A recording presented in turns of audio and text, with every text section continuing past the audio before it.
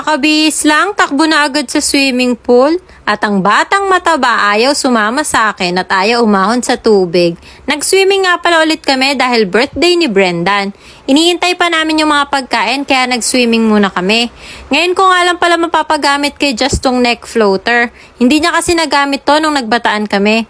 Ang hirap isuot nito. Lalo na hindi ko mahanap yung leeg ni Just. Char. Hindi naman siya nairita dito nung suot niya.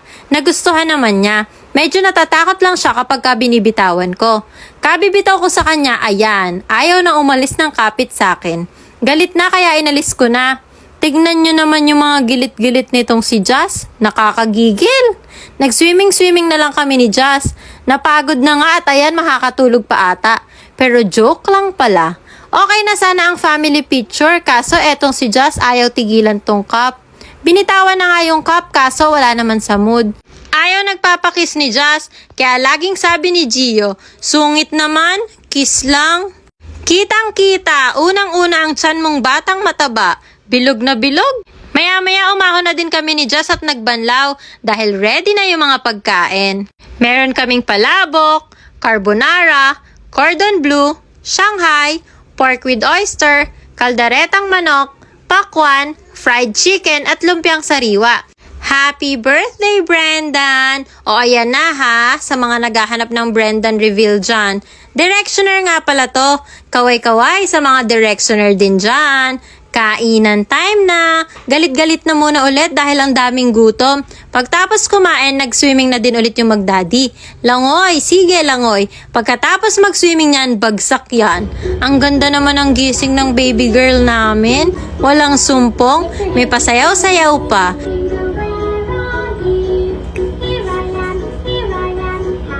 Sa sobrang ganda ng gising niya, nagising din niya yung kuya niya. Kaya ayan yung may sumpong. Tamang nood na lang habang naghihintay ng uwian. Bago nga pala umuwi, pumitas muna ako nitong alatiris. Anong tawag sa inyo nito? Kumakain din ba kayo nito? Nagsama-sama na naman kami, kaya ayan, kainan na naman. Kaya mga naglolobohan ng katawan, char. At may gravy pa ang bata. At hindi mawawala ang bago naming paboritong inumin. Lately lang namin na-discover tong Fresh Q. Ito yung pinaka-best seller nila, kamote. O, Jeva, anong sabi ng milk tea jar?